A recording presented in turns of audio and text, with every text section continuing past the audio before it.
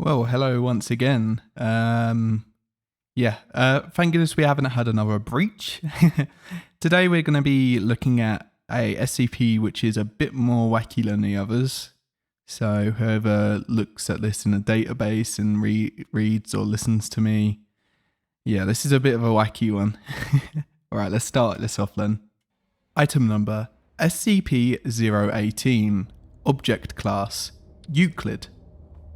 Special Containment Procedures. SCP-018 is to be contained in its specialty metal restraint inside of a 1 meter by 1 meter by 1 meter sealed box lined with heavy synthetic padding.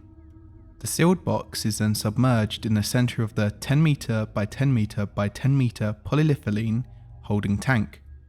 If SCP-018 is to break free from the holding box, the polyethylene-based goo will slow down kinetic activity enough for proper retrieval by containment personnel. Personnel entering SCP-018's holding chamber are to wear specialized plating found inside of SCP-018 observation and a breathing apparatus before being lowered into the polyethylene tank.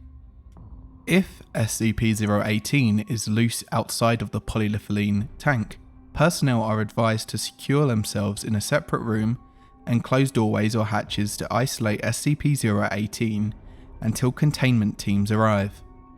Description: SCP-018 has the appearance of a Super Ball made by the Whammo Company in 1969. It is 6 cm in diameter and coloured red.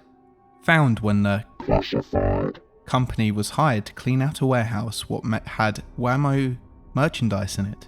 SCP-018 was noted to be able to bounce with extreme height. At first thought to be a pleasant child's toy, SCP-018 was able to bounce with over 200% efficiency. That is, if dropped 1 meter, it would bounce 2, then 4, then 8, then 16. The ball soon became a dangerous projectile, reaching speeds estimated at over 100 km an hour, and damaging property and injuring 5 people in the city of Classified. It came to rest after several days in a nearby lake of Classified and was retrieved by SCP personnel.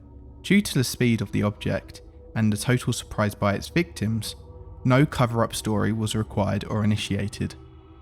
Document #018-4 Message to 05 Classified. I hope everything is well. The reason I write to you is because I believe I have found a more effective method for retrieving new or escaped SCP objects. Yes, I realise we haven't had any progress in reverse engineering whatever allows this thing to defy the laws of thermodynamics, but we have come up with a very effective method for integrating one of those new SCP-A5 armor suits with this. Just hear me out.